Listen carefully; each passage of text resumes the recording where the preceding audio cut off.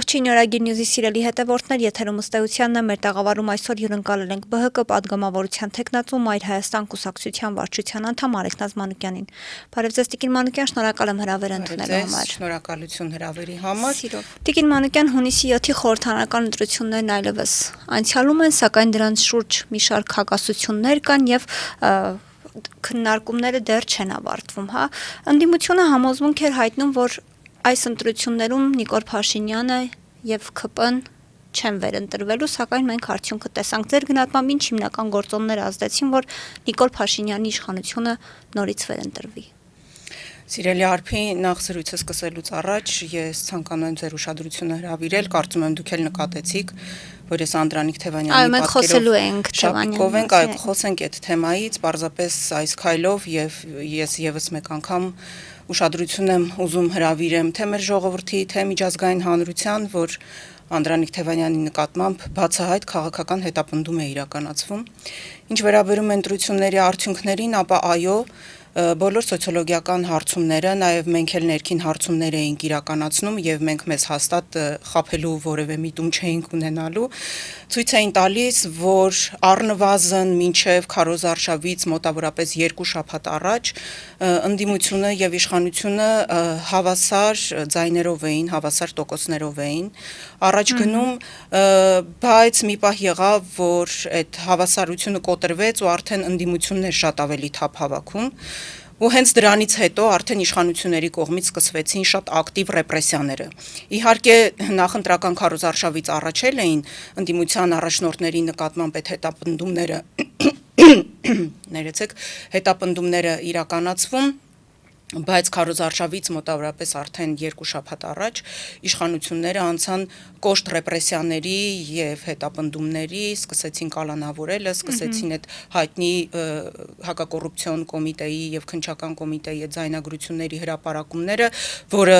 ըստ էության հակաքարոզչություններ իրենից պարունակում եւ 2 շաբաթ առաջ էր, որ նաեւ կալանավորվեց Մայր Հայաստան կուսակցության նախագահ Անդրանիկ Թևանյանը Նիկոլ Փաշինյանի ուղիղ հրահանգով եւ բոլորովին մտածածին շինծու հոդվածով։ Ու նաև կարող եմ ասել, որ այդ ժամանակվանից էր, որ Բարգավաճ Հայաստանը սկսեց շատ ավելի ակտիվ հարվածներ ստանալ ու արդեն վարկանիշի անկում ունենալ, որովհետև Մայր Հայաստանը եւ Անդրանիկ Թևանյանը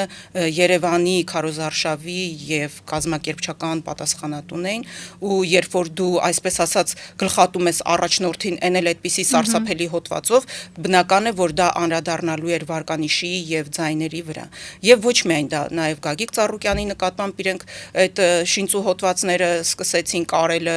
այդ հակաքարոզչությունը սկսեցին իրականացնելը, այսինքն իշխանական լծակները ակտիվորեն սկսեցին օգտագործելը, որպիսի մինչև ընտրությունները արդեն պատկերը իրենք կարողանան փոխել, հոգուտ իրենց։ Էլ չեմ ասում, որ բուն քվեարկության օրը մենք արդեն տեսնում ենք, թե ինչ հսկայական խախտումներ են տեղի ունեցել, նաեւ այս օրերին Սահմանադրական դատարանում մեր ընդդիմադիր գործընկերները շատ մանրամասն, շատ հիմնավոր կերպով ներկայացնում են այդ խախտումները եւ օբյեկտիվ դիտորդը տեսնելով, նայելով կարող է պատկերացում կազմել, որ այո, այդ խախտումները եղել են հսկայական եւ այո, իրենց ազդեցությունն են ունեցել վերջնական արդյունքի վրա։ Արդեն խոսեցինք Սահմանադրական դատարան դիմելու մասին, 7 ուժերը դիմել են, սակայն ընդդիմությունը շեշտում է, որ ՍԴ-ն լեգիտիմություն չունի։ Այս պարագայում ո՞րն է նպատակը, եթե դու չես վստահում ՍԴ-ին, ասում ես լեգիտիմություն չունի, ինչ նպատակ ունի ՍԴ դիմելը, մանավանդ այն պարագայում, երբ 9 դատավորներից 8-ը հենց Նիկոլ Փաշինյանի օրոք են ընտրվել, ինչ ակնկալիք կարող եք ունենալ այս գործընթացից։ Ես ձեր մտահոգությունը լիարժեք հասկանում եմ, ինչ որ առումով նաեւ կիսում եմ եւ համաձայն եմ ձեզ հետ։ Այնտեղ 2 դատավորներ էլ կային, որ Նիկոլ Փաշինյանի վառ հետևորդներն էին եւ համակիրներն էին, լավ է որ գոնե այդ երկուսը չկան, բայց մյուսների դեպքում տեսանք, որ նույն հավասարության սկզբունքը չգործեց եւ նրանց փաստորեն չազատեցին այս գործի քննության գործընթացից, մասնավորապես Սեդա Սաֆարյանի մասն է խոսքը եւ դուք ինքներդ էլ տեսաք, թե ինչպես օրինակ երբ Արամ Օրբելյանը Թևանյանի գործի մասին էր խոսում Սահմանադրական դատարանում, ինչպես հոգեխանգարմունքի մեջ ընկավ, ես ցնցումնային շարժումներ էր անում Սեդա Սաֆարյանը եւ մյուս դատավորները նույնպես թույլ չէին տալիս, որպեսզի Արամ Օրբելյանը այդ գործի ողջ մերկությունը ներկայացնի եւ զգացվեց, հենց այդտեղ զգացվեց, որ իրենք օբյեկտիվ չեն եւ ավելի շատ կողմ են եւ հենց իշխանությունների եւ կոնկրետ Նիկոլ Փաշինյանի կողմն են։ Բայց մյուս կողմից այլ գործողություն ընդդիմությունը չի կարող անել, որովհետև դա մի գործիքակազմ է, որը դու ուզած չուզած պիտի օգտագործես, որովհետև հակառակ ճանապարհը հանձնվելն է եւ տուն գնալն է։ Եթե կա որևէ դաշտ, որում դու կարող ես պայքարել եւ հնարավորինս հասնել արդյունքի, թեկուզ հանրությանը որոշակի կերպով կարողանաս ներկայացնել այն հսկայական խախտումները, որոնք տեղի են ունեցել, որովհետև եկեք ընդունենք խոստովանենք, որ ոչ բոլորն են զբաղվում քաղաքականությամբ եւ ոչ բոլորն են տեղեկացված այնքան, որքան օրինակ ես կամ որքան օրինակ դուք։ Հետևաբար այդ օբյեկտիվ հեռուստադիտողները, հետևողները ուղիղ հեռարձակմամբ, երբ որ նայեն Սահմանադրական դատարանում տեղի ունեցող գործընթացը, արդեն կարող են եզրահանգման գալ, որ ընտրությունները տեղի են ունեցել հսկայական խախտումներով։ Բայց նաև այստեղ լուծումն էլ լավը չէ, անկեղծ խոստովանենք, ինչ լուծում էլ որ լինի, ես ձեզ անկեղծորեն եմ ասում, լինելու է Նիկոլ Փաշինյանի որոշմամբ, ցավոք սրտի, որովհետև նայեք, կա 3 լուծում, կամ Սահմանադրական դատարանը անվավեր է ճանաչում ընտրությունների ամբողջ արդյունքները եւ նշանակում է նոր ընտրություններ, կամ մանդատների վերաբաշխում է իրականացնում եւ վերականգնվում է արդարությունը, Բարգավաճ Հայաստանը անցնում է խորհրդարան այդ պարագայում, կամ վերահաշվարկ է իրականացնում այն 3 տեղամասերում, որ կամայականորեն մեր այս նորաթուխ Վան Գոգի ձեռքերով եւ վրձնով փաստորեն չեղարկվեցին եւ Բարգավաճ Հայաստանը զրկվեց իր ձայներից ու կրկին չկարողացավ անցնել խորհրդարան, կամ ընդհանրապես որևէ բան չեն անելու, այսինքն ասելու են, ինչպես մյուս բոլոր դեպքերում, երբ Սահմանադրական դատարանը նմանատիպ գործերը քննելուց այդպիսի եզրահանգման է եկել, որ այո, տեղի են ունեցել խախտումներ, բայց վերջնական արդյունքի վրա էական ազդեցություն չեն ունեցել։ Հիմա մի փոքր բացատրեմ, ինչ նկատի ունեմ, որ այս 3 դեպքերում էլ լինելու է Նիկոլ Փաշինյանի որոշումը, որովհետև մենք եկանք այն համաձայնության, որ Սահմանադրական դատարանը իրականում կատարում է Նիկոլ Փաշինյանի կամքը։ Նիկոլ Փաշինյանի վրա տարբեր կենտրոններից ճնշումներ կան, այնպես չի, որ միջազգային հանրությունը ամբողջովին հաշտ է այս արդյունքների հետ, որովհետև այնտեղ էլ տարբեր շերտեր կան։ Օրինակ, ասենք Ֆոն դեր Լայնը կամ չգիտեմ, այնտեղ իրենց Մակրոնը եւ այլն են, տարբեր խաղավարները, որ Նիկոլ Փաշինյանը այսպես խամաճիկի նման խաղացնում են մատերի վրա, իրենք բոլորովին այլ են, բայց իրենց շերտերում նաեւ կան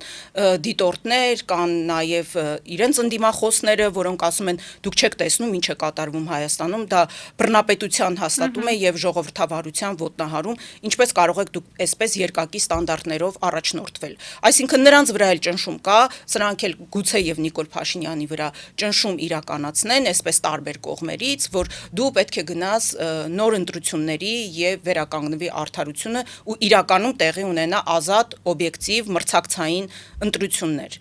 Մյուս կողմից նաև ճնշում կա Թուրքիայից եւ Ադրբեջանից, որովհետեւ իրենք բավարարված չեն Նիկոլ Փաշինյանը, որքան էլ որ այսքան կեղծիքներ է իրականացրել ու այսքան բռնաճնշումներ է կատարել, այդուհանդերձ իր 2/3-ը ինքը չկարողացավ ստանալ, հետեւաբար չի կարող Թուրքիայի եւ Ադրբեջանի պահանջով սահմանադրական փոփոխությունները իրականացնել, իսկ թե ինչ է դրա տակ թաքնված, կարծում եմ մեծ դիտողները շատ լավ հասկանում են եւ այն վտանգները, որ սպառնում է մեր պետության գոյությանը։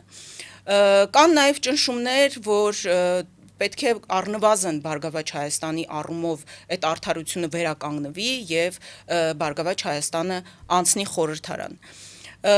Թե այս ճնշումները որքանով են ուժգին, որ կողմի ճնշումը ավելի ազդեցիկ կլինի, որ ճնշմանը ինքը տեղիք կտա, զուգահեռ նաև երկրի ներսից ճնշում կա ժողովրդի կողմից, հանրության կողմից, ընդդիմության կողմից, որ դու գնացել ես կեղծիքների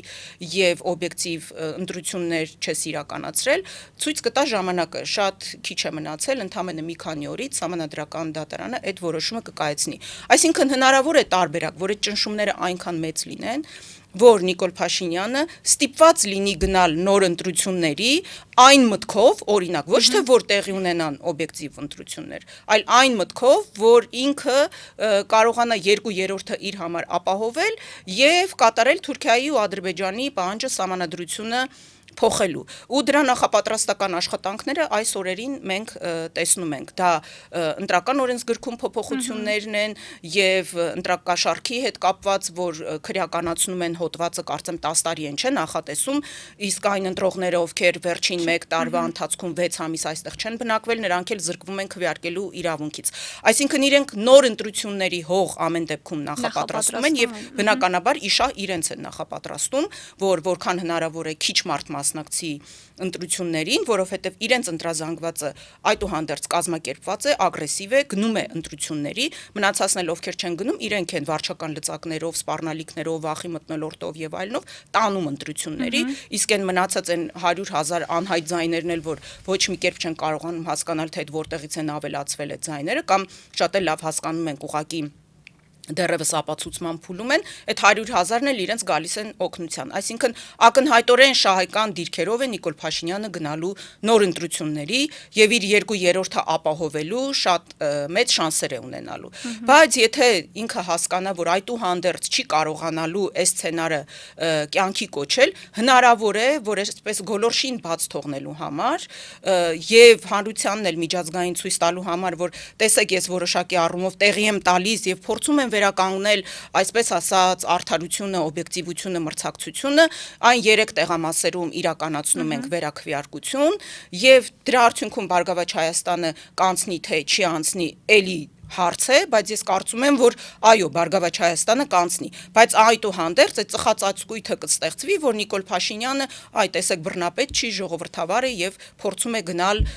նոր ընտրությունների եւ վերականգնել արդարությունը կամ կատարել Սահմանադրական դատարանի հորդորը։ Սա էլ ասեմ, որ Սահմանադրական դատարանը իմպերատիվ պահանջ չի կարող ներկայացնել իշխանություններին եւ կենտրոնական ընտրական հանձնաժողովին անցկացնել վերաքվեարկություն։ Կարող է ասել նոր ընտրություն, վերաընտրություն երկրորդ փուլ, մանդատների բաշխում եւ այլն, բայց այդ կոնկրետ 3 տեղամասերում վերաքվեարկություն անցկացնելու պահանջ չի կարող ներկայացնել, բայց հատուկ կարծիք ներկայացնելու իրավունք ունի, որ այո, տեղի են ունեցել խախտումներ, դրանք էական ազդեցություն չեն ունեցել ընտրությունների վրա, բայց մեր կարծիքով կենտրոնական ընտրական հանձնաժողովը գերազանցել է իր լիազորությունները, պետք է նշանակեր վերաքվեարկություն այդ տեղամասերում, բայց չի վերանշանակել եւ մենք կարծում ենք, որ պետք է այդ սխալը ուղղվի, մոտավորապես այսպիսի մի ձևակերպում։ Իսկ եթե այս ճնշումները այդքան մեծ չլինեն կամ Նիկոլ Փաշինյանը համարի, որ օրինակ նոր ընտրություններով կամ վերաքվեարկությամբ իր վիճակը ավելի է վատանալու, հետևաբար ոչ մի բան էլ տեղի չի ունենա, Սահմանադրական դատարանը հոգուտ ժողովրդի եւ ընդդիմության որևէ որոշում չի կայացնի եւ կունենանք այն, ինչ ունենք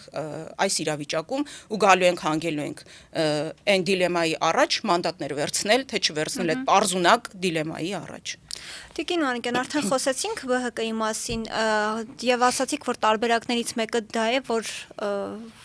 ձայները ԲՀԿ-ի վերադարձվի, ԲՀԿ-ն խորհրդարան մտնի, բայց այս պարագայում ԿՊ-ն կզրկվի մանդատների 3/5-ից եւ մի շարք օրենքներ այսպես ասած ընդունման դեպքում ինչ-որ խնդիրների առաջ կկանգնի։ Հաշվի առնելով այս հանգամանքը, ակնկալում եք, որ կենտրոնական ընտրական հանձնաժողովը նման որոշում հենց Նիկոլ Փաշինյանի այսպես հորդորով, այսպես ասած, կկայացնի։ Ես հասկացա, ինչ եք հարցնում, քիչ առաջ ասացի այդ ճնշումների մասին, որովհետեւ տարբեր կենտրոններից ճնշումներ կան, երկրի ներսից ճնշում կա, ես կրկնում եմ, եթե այդ ճնշումները այնքան շատ լինեն, որ ինքը ստիպված լինի գնալ այդ քայլի, կգնա։ Եթե այդքան շատ չլինեն կամ եթե ինքը համարի, որ վերջնարդյունքում իր համար ավելի վատ իրավիճակ է ստեղծվելու, քան այս պահին ինքը ունի, հետեւաբար որևէ քայլի չի դիմի։ Բայց այն, որ Բարգավաճ Հայաստանի ներկայությունը ազգային ժողովում ֆունդամենտալ փոխում է ձևաչափը, կառուցվածքը եւ գործիքակազմը, դա միանշանակ է եւ միանշանակ է, որ այո, Բարգավաճ Հայաստանի նկատմամբ կատարվել է ակնհայտ ապօրինություն, հանցանք եւ նրան կամայականորեն Նիկոլ Փաշինյանի որոշմամբ եւ Վան Գոգի վրձնի 1 հարվածով տեղի է ունեցել մանդատների գողություն։ Սա բացահայտ մանդատագողություններ գիշերով, որովհետեւ զարմանալի էլ չէ, այս հայրենիքի գողերը բնականաբար կդառնային նաեւ մանդատագողեր։ Տիկին Մանուկյան, դուք Հայաստան դաշինքի պատգամավոր էիք, չեք ափսոսում, որ նախորդ տարի հեռացաք Հայաստան դաշինքից, քանի որ փաստացի հիմա Հայաստան դաշինքը խորհրդարան անցել է, բայց ԲՀԿ-ն այս պահի դրությամբ դեռ ոչ։ Ձեր ասածը մանդատակռվի տրամաբանության մեջ է, ես երբեք մանդատից կարճած չեմ եղել եւ դա ապացուցել եմ նաեւ իմ քայլով, որ երբ ստեղծվեց Մայր Հայաստան կուսակցությունը Անդրանիկ Թևանյանի գլխավորությամբ, իսկ Անդրանիկ Թևանյանի հետ մենք երկար քաղաքական գործընկերային ճանապարհ ունենք անցած, բնական է, որ ես պիտի միանայի իր քաղաքական թիմին եւ իր հետ ճանապարհը շարունակեի այդ պայքարի ու իմ մանդատը վայր դրեցի առանց որևէ երկընտրանքի կամ առանց որևէ այսպես կասկածի եւ այլն, այսինքն դա միանշանակ էր։ Եթե մանդատի կռիվ լիներ, գուցե այլ որոշում կայացնեի, մանավանդ ազգային ժողովում այդպիսի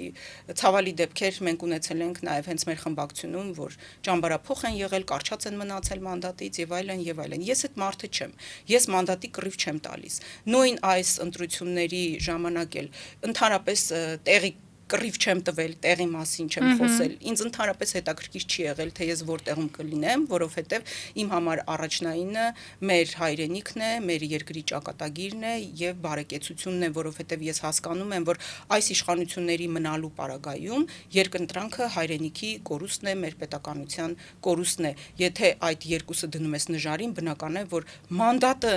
գրոշի արժեք անգամ չունի։ 7 ուժերից 2-ը Հայաստան Դաշինքն ուժեղ Հայաստանը խորհրդարան անցած ուժեր են։ Եթե ամեն դեպքում Սահմանադրական դատարանը չբավարարի ձեր ընդդիմության պահանջը, ինչ պետք է անեն այս պարագայում այս ուժերը եւ առհասարակ ընդդիմությունը պետք է արդյոք մանդատները վերցնի եւ ինչպես Նիկոլ Փաշինյանն էր ավելի վաղ ասում, գանց ընդդիմությունը աշխատի Նիկոլ Փաշինյանի համար։ Ես դա կեղծ օրակարգ եմ համարում հարցի այդ ձևակերպումը, որը շրջանառության մեջ է դրվում տարբեր կենտրոնների կողմից։ Պարզունակ է շատ մանդատ վերցնել, թե չվերցնել։ Ինձ ավելի շատ հետաքրքիր է մանդատ վերցնում են, ինչ են անում, մանդատ չեն վերցնում, ինչ են անում։ Եվ ինչ որոշում էլ որ կայացնեն, չափազանց կարևոր է, որ իրենք լիարժեք անկեղծ լինեն ժողովրդի հետ եւ բացատրեն, թե ինչու են գնում այդ քայլի, որովհետեւ երբ որ դու առանց բացատրելու ուղակի գնում ես մանդատը վերցնում ես, մարդիկ արդեն կասկած են հայտնում, որ դու գնում ես այդ աշխատավարձի հետևից, այդ պարգևավճարների հետևից, շրջագայությունների հետևից, կոմֆորտի հետևից, չնայած այնտեղ ես ձեզ անկեղծ եմ ասում, որպես այնտեղ գտնված մարդ, ոչ մի կոմֆորտի, համենայն դեպս իմ համար եմ, ասում, ոչ մի կոմֆորտի հարցել չի եղել, հակառակը առողջությունդ, նյարդերդ վատնում ես, պատկերացնում եք իրենց հետ նույն միջավայրում, նույն մթնոլորտում գտնվելը, այդ շատ բան նաև տեսախցիկից այս կողմ չի էլ երևում, այդ իրենց լկտի պահվածքը, այդ իրենց ռեպլիկները քմծիծաղ, այսինքն իրոք տհաճ է նրանց հետ նույնիսկ նույն դահլիճում գտնվել է, այնտեղ որևէ լավ բան չկա, ես անկեղծ եմ ասում, խորհրդարանում։ Հետևաբար պետք է իրենք բացատրեն մանդատները վերցնում են, ինչ են անելու դրանից հետո, նույնիսկ մի քանի քայլ առաջ եւ վերջնական նպատակը թե ինչպես են հասնելու դրան, իսկ վերջնական նպատակը իշխանափոխությունն է բոլորիս համար եւ այն մարդկանց համար, ովքեր ձայն են տվել այս ընդդիմությանը, կամ եթե չեն վերցնում մանդատները, ապա ինչ են անելու։ Եթե ասում են մանդատները չենք վերցնում, բայց գնում ենք տուն, բնականաբար դա ընդունելի չէ։ Եթե ասում են մանդատները չենք վերցնում, բայց դուրս են գալիս փողոց, դա էլ ընդունելի չէ, որովհետև երբ որ դու դուրս ես գալիս փողոց, դու նաև պետք է ունենաս քո գործողությունների պլանը, եւ ոչ մեկ պլան, այլ պլան A, պլան B, պլան G։ Մենք 50 օր եղել ենք փողոցում դիմադրության շարժման ժամանակ։ Ես ինքս 50 օր տուն չեմ գնացել, կարելի է ասել։ Իհարկե արդյունքի հասանք, գոնե այն ահագնացող վտանգները, որի մասին մենք զգուշացնում էինք հարթակից եւ մեր ելույթներում, հնարավոր եղավ, որքան հնարավոր է հետաձգել, բայց վերջնական արդյունքի ցավոք սրտի չկարողացանք հասնել, այսինքն իշխանափոխության, հետեւաբար շատ պարզ պիտի բացատրվի, թե որ քայլերով ես դու հասնելու իշխանափոխության եւ որքան հնարավոր է շուտ, այնքան լավ։ Տիկին Մանուկյան, մենք տեսնում ենք, որ ձերբակալություններ, խուզարկությունները շարունակվում են եւ ավելի վաղ ձեր բնակարանը եւս խուզարկեցին։ Եթե մինչև ընտրությունները ընդդիմությունը տարբեր շրջանակներ նշում էին, որ դրանք պայմանավորված են Նիկոլ Փաշինյանի վախով։ Հիմա փաստացի լինի դա կեղծիքով, լինի դա խարդախությունով, Նիկոլ Փաշինյանը փաստացի վերընտրված է։ Ինչու է շարունակում այդ ռեպրեսիաները ընդդիմության նկատմամբ։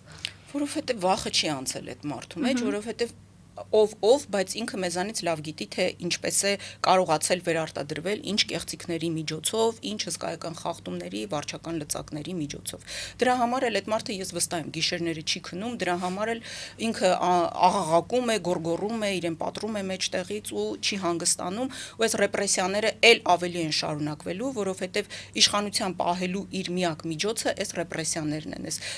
նացիստական ռեժիմին համահունչ ռեպրեսիաները։ Իդեպ ես ասեմ, որ այսօր փաստորեն բացառիկ օրեր, համենայն դեպս մինչև այս ձեր տաղավար գալը, ես մամուլը թերթեցի, տեսա, որ որևէ մեկի տուն չեն մտել, չեն խուզարկել, չեն կալանավորել, չեն ձերբակալել, հետապնդում չեն իրականացրել։ Իրոք սա բացառիկ օր է, բայց այսպիսի բացառիկ օրերը գնալով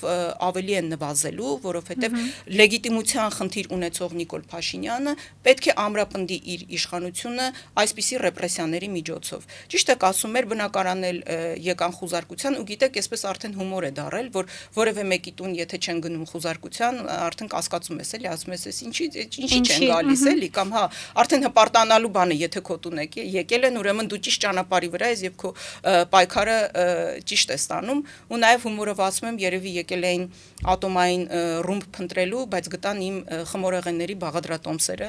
կամ դատարանից եկած այն ծանուցումները, որ մի քանի անգամ այս կառավարությունն է ինձ փաստորեն ցանկացել վարչական պատասխանատվության ենթարկել պատերազմի օրերին իմ գրառումների համար Facebook-յան, այսպես է ես միտքս ձևակերպել, որ եթե կորոնավիրուսի պատերազմը տանուլ են տվել, ապա ինչպես են իրեն կարողանալու հաղթել այս պատերազմը ու ցավոք սրտի եկավ ապացուցելու ժամանակը, որ ես ճիշտ էի, որ սրանք կոմպետենտ չէին եւ այս իշխանությունները չէին կարող պատերազմ հաղթել, ել չեմ ասում, որ միտումնավոր են գուցե իրենք տարել պարտության։ Մի ծանուցում էլ ունեի Ալեն Սիմոնյանի կողմից, որ հայց էր ներկայացրել իմ դեմ, ազգային ժողովում կարծեմ ասել էի, որ սրանք կոռուպցիոներներ են, թե ինչ, դա համարել էր իր պատիվ արժանապատվությունը ոտնահարող հայտարարություն։ Հայց ներկայացնելը Ալեն Սիմոնյանի հոբին է, կարծում եմ։ Այո, հիմա թե որքանով իրեն կոռուպցիայի հետ կապ ունեն, թե չունեն, ես առաջարկում եմ, որ մեր ժողովուրդը ինքը այդ օբյեկտիվ գնահատական տա, համենայն դեպս կարծեմ գործը կարճվել էր, ինչ էր եղել, չեմ էլ հետաքրքրվել, փաստաբաններն էին զբաղվում այդ գործով։ Արդեն խոսեցինք Անդրանիկ Թևանյանի ձերբակալությունից եւ Անդրանիկ Թևանյանի ձերբակալությունը նման հոդվածով արդյոք ազդեցություն ունեցավ ձայների վրա։ Միանշանակ ազդեցություն է ունեցել եւ այդ մասին Սահմանադրական դատարանում տեղի ունեցող այս նիստերի ժամանակ շատ օբյեկտիվորեն, արդարացիորեն եւ շատ պարզ բարձրաձայնեց նաեւ փաստաբան Արամ Օրբելյանը, ինչ տեղի ունեցավ, հա, մի փոքր, եթե մարդիկ տեղյակ չեն ներկայացնենք։ Քվեարկությունից ընդամենը 2 շաբաթ առաջ Նիկոլ Փաշինյանը նախ անոնս է անում, որ ես երեկոյան հանրահավաքի ժամանակ կհայտնեմ այն մարդու անունը, Բարգավաճ Հայաստան կուսակցության առաջատար դիրքերում գտնվող, որը պետք է կալանավորվի լրտեսության հոդվածով, մոտապես այսպիսի ձևակերպում։ Արդեն հանրահավաքի ժամանակ ինքը տալիս է Անդրանիկ Թևանյանի անունը, մեղադրանքներ է հնչեցնում,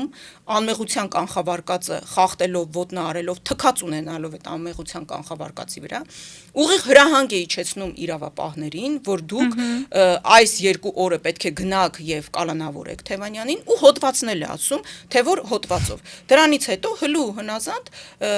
ԱԱԾ-ն եւ քննչական կոմիտեն անում են այն, ինչ հրահանգել էր Նիկոլ Փաշինյանը հանրահավաքի ժամանակ։ Իդեպ ես ձեզ ասեմ, որ այս Սահմանադրական դատարանի նիստի ժամանակ արդարադատության նախարար Սրփուհի Գալյանը կանգնեց եւ բարձր դատարանի առաջ ակնհայտ սուտ խոսեց։ Այսինքն այդ տիկինը արդարադատության նախարար լինելով հանդերձ չի եղկում բարձր դատարանի առջև կանգնել եւ սուտ խոսել, շատ լավ իմանալով, որ առաջինը բարձրաձայնել է Թևանյանի մեղադրանքի բնույթի մասին,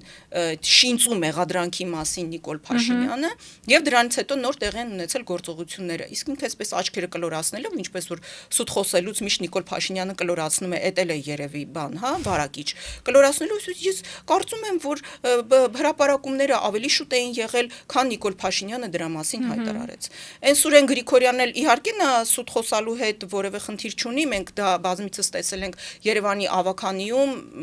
պատկերավոր ասած ինքը տրանսպորտի թանկացման քավորն է ու ինչ մանիպուլյացիաներ, ինչ ստեր ասեց, որ չի ասել այս թեմայի հետ կապված, բայց անգամ ինքը հասկացավ այդ պահին, որ անթույլատրելի է սուտ խոսելը եւ ուզած չուզած ստիպված եղավ խոստովանել որ Նիկոլ Փաշինյանը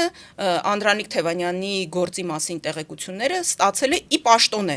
այսինքն արձակուրդում գտնվող Նիկոլ Փաշինյանը, որը իրականացնում է քարոզարշավ, հերիք չի ի պաշտոնե ստանում է տեղեկատվությունը, մի հատ էլ հանրահավաքի ժամանակ այդ ինֆորմացիան հրապարակում է եւ այնպիսի մի հոդված են իրենք հնարում, այսպես ասեմ, Անդրանիկ Թևանյանի բախտը չէր բերել, որ ինքը բիզնեսով չի զբաղվում, թե չէ ինչ-որ մի հարկային բաներ էսպես, հա, մի բան կհորինեին, մի բան կկարեին վրան, բախտը չի բերել, որ պաշտոնյա չի եղել, թե չկասեին, չգիտեմ, պաշտոնական դիրքն է չարաշահել եւ այլն, ու ինչ են անում, մտածում են ինչ հոդված պետք է կարեն, ստիպված տեսնում են որևէ բան չկա, դե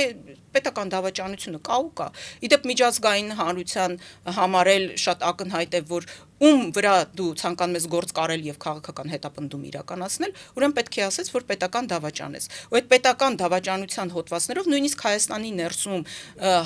դատարան հասած գործերի մոտ 90%-ը որքան գիտեմ, իրանք վերջնարդյունքում կարճվում են, որովհետև դա շատ դժվար է ապացուցել եւ շատ լուրջ հիմքեր պետք է լինեն։ Եվ խոսում են 2 տարի առաջվա դեպքերի։ Մանավանդ որ այո, 2 տարի առաջվա դեպքերի մասին է, դեպքերն էլ չեն տեղի ունեցել։ Այն Սուտլիկ Որսկանի հեքիաթն է, էլի, ամանը կա, ամանը ծակ է։ Մի խոսքով ոչ մի բան չկա այդ քրեական հոդվածի հիմքում, պետական դավաճանության առարկա ընդհանրապես գոյություն չունի, այսինքն Նիկոլ Փաշինյանը հանրահավաքի հարթակից ասում է, որ Անդրանիկ Թևանյանը մեղադրվում է պետական դավաճանության եւ լրտեսության մեջ։ Այդ թելը սկսում են թելել տարբեր ռանգի պաշտոնյաները, այսպես ասած, կներեք ես բառիս համար, ուղղակի իրենց դեպքում չեմ կարողանում այլ բառ ասել։ Էլի նույն այդ մեղադրանքները պետական դավաճանություն կլինի հանրային հեռուստաընկերության եթերը, կլինի իրենց լայվերը, իրենց սոցիալական էջերը, ֆեյքերը, իրենց լրատվամիջոցները։ Այդ պետական դավաճանի լրտեսի պիտակը փորձում են կարել Անդրանիկ Թևանյանի վրա, բայց արդյունքում պարզվում է, որ քրեական գործում պետական դավաճանության առարկա ընդհանրապես գոյություն չունի։ Երբ որ կալանքի միջնորդություն է ներկայացվում, սա այս փաստաբանի խոսքերն եմ ներկայացնում, ասում են որտեղ է այստեղ պետական դավաճանությունը, ասում են չկա պետական դավաճանություն։ Ասում են, բա մենք ինչի ենք ստորագրում, որ պարտավորվում ենք չհրապարակել բացի նախաքննության գաղտնիքից, նաև նյութեր, գործի նյութերի հետ կապված որևէ մանրամասն, որովհետև դա առնչվում է պետական գաղտնիքին, ասում են դե այդպես ենք որոշել։ Այդպես ենք որոշել, այդպես ենք ուզում անել։ Այսինքն գործի հիմքում պետական գաղտնիքի առարկա ընդհանրապես գոյություն չունի, բայց Նիկոլ Փաշինյանից սկսած մյուս պաշտոնյաներով, լրատվամիջոցներով, ֆեյքերով վերջացրած, իրենք թելում են այդ թելը, որ Անդրանիկ Թևանյանը մեղադրվում է պետական դավաճանության եւ լրտեսության մեջ։ Ես ես ավելին ասեմ, այն աստղաբաշխական գումարն էլ $622,000, որ իրենք ի սկզբանե նշել էին, թե իբր Անդրանիկ Թևանյանը ստացել է ազգային ժողովում տեղի ունեցած փակ գաղտնի լսումների ժամանակ եւ փոխանցել է ինչ ծառայություններին, այդ գումարն էլ այդ նիստի հետ կապված չէ, այդ ինֆորմացիայի հետ կապված չէ, սա էլ եմ ես փաստաբանի խոսքերը ներկայացնում։ Այսինքն իրանք ներկայացնում են գումարը, ներկայացնում են նիստը, բերում են կապում են իրար, բայց գործի նյութերում այդ երկու հանգամանքը ընդհանրապես իրար հետ կապված չէ։ Նախ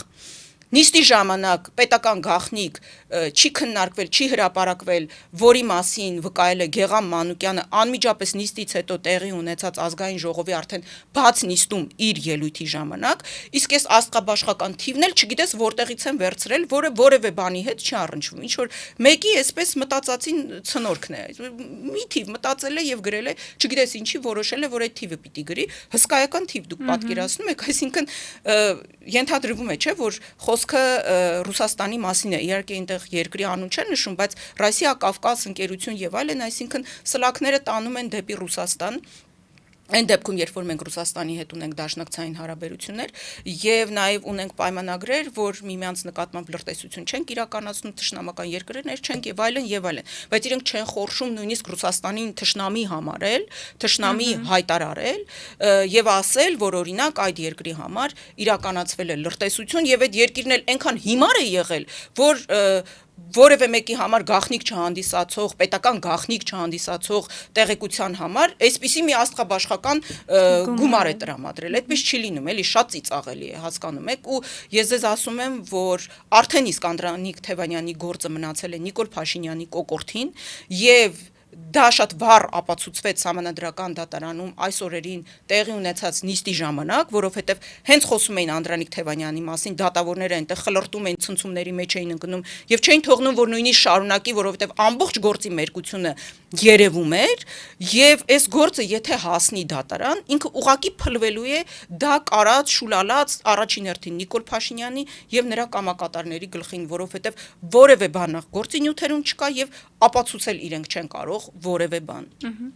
Եվ Տիկին Մանուկյան, ամփոփելով զրույցը գաղտնիք չէ նաև որ ԿՊ նախընտրական ծրագրում կար դրույթ կաթողիկոսին այսպես կոչված հանգստի կոչելու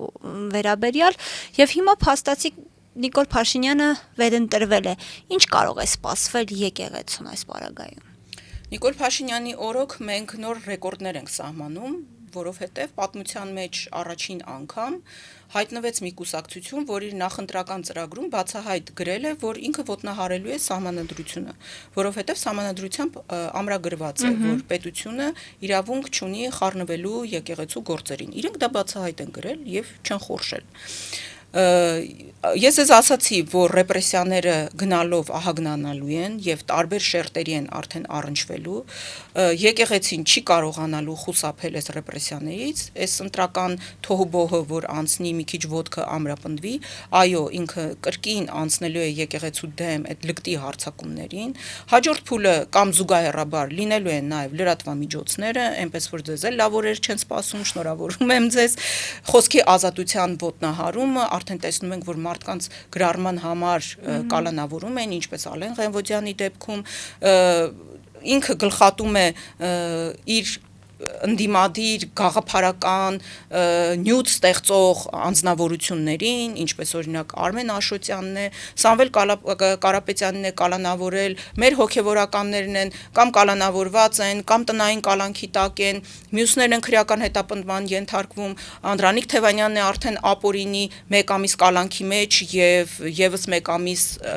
առնվազն ամենակիչը դեռևս պետք է մնա կալանքի մեջ մինչեւ Ավետիք Չալաբյանն էր շատ են, այնքան շատ են, որ արդեն չգիտես, որ մեկի անունը ասես, որ մեկին չասես, ներողություն եմ խնդրում, եթե որևէ մեկի անունը ես մոռացա հիշատակել, բայց ես նաև շատ կարևորում եմ, որպեսզի որպես հակազդեցություն ստեղծվի մի մարմին, որը կզբաղվի ընդհանրապես Նիկոլ Փաշինյանի իշխանության օրոք քաղաքական հետապնդման ենթարկված անձանց իրավունքների պաշտպանությամբ, որովհետև այն կեղծ իրավապաշտպանները, որոնք այսքան տարի իրենց գործունեությունն են ծավալել արևմտյան, թուրքական, ադրբեջանական այդ գրանտների միջոցով, սնուցումով եւ ֆինանսական աջակցությամբ, նրանց վրա հույս դնել ընդհանրապես չի կարելի։ Վերջերս Սոնա Աղեկյանն էր, ինչ էր, Սաքունցեր, ինչ էր հարցեր տվել Անդրանիկ Թևանյանի մասին,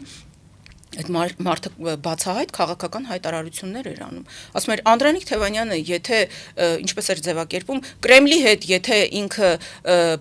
բարիդրացիական հարաբերություններ ունի, ուրեմն ավտոմատ կերպով ինքը դառնում է լրտես, հետեւաբար իր իրավունքների պաշտպանությամբ մենք չպետք է զբաղվենք, իրեն հասնում է այդ պատիժը։ Սա իրավապաշտպանի հայտարարություն չէ։ Սա լկտի քաղաքական գործի հայտարարություն է, որովհետև անգամ պարկեշտ քաղաքական գործիչը իրեն չի կարող այսպիսի հայտարարություն թույլ տալ։ Հետևաբար նման հասարակական կազմակերպություն կլինի, խորհուրդ կլինի, որտեղ ընդգրկված կլինեն տարբեր քաղաքական միավորների, հասարակական կազմակերպությունների, անհատների, մտավորականների, տարբեր շերտերի ներկայացուցիչներ, իրենք պետք է զբաղվեն այս մարդկանց իրավունքների պաշտպանությամբ եւ շատ դժվար աշխատանք է սպասվում, այո, բայց հատ առ հատ, ինչպես մենք գնացինք օրինակ մարդու իրավունքների պաշտպանի գրասենյակի մոտ, մեր բողոքի ձայնը բարձրացրեցինք եւ մեր պահանջները ներկայացրեցինք, այդպես պետք է գնան բոլոր միջազգային կազմակերպությունների մոտ, բոլոր դեսպանատների մոտ եւ բարձրաձայնեն Հայաստանում տեղի ունեցող այս քաղաքական հետապնդումների մասին։ Ես չեմ միամիտ չեմ, որ հավատամ, թե դա շատ մեծ արդյունք կտա եւ մեկ օրում այս բռնաճնշումները մեկ էլ այսպես հրաշքով կդադարեն, բայց վստահ եմ, որ որոշակի տեղաշարժ կլինի եւ Նիկոլ Փաշինյանի վրա միջազգային հանրությունից եկող այդ ճնշումները շատ ավելի մեծ կլինեն, քան հիմա կան։ Եվ ցանկանում եմ ազատություն մաղթել մեր բոլոր քաղբանտարկյալներին, ազատություն Անդրանիկ Թևանյանին, իդեպ գուցե այս մեր հաղորդման ընթացքում իմաստաբանները արդեն հրապարակած լինեն, բայց ցանկանում եմ նաև ձեզ տեղեկացնել, որ վերաքննիչ դատարանը մերժել է մեր բողոքը կալանքի որոշման հետ կապված, խափանման միջոցի հետ կապված եւ փաստորեն Անդրանիկ Թևանյանը եւս մեկ ամիս առնվազն շարունակելու է մնալ կալանքի տակ, մինչև որ կգա այդ երկամիսյա ժամկետը, որ ի սկզբանե սահմանել էր դատարանը եւ այդ հարցին եւս մեկ անգամ արդեն կանդրադառնա։ Շնորհակալ եմ Տիկին Մանուկյան զրույցի համար։ Ես շնորհակալ։ Իմ հյուրն էր ԲՀԿ падգամավորության տեխնացու Մայր Հայաստան կուսակցության վարչության անդամ Արեգնազ Մանուկյանը։ Կհանդիպենք։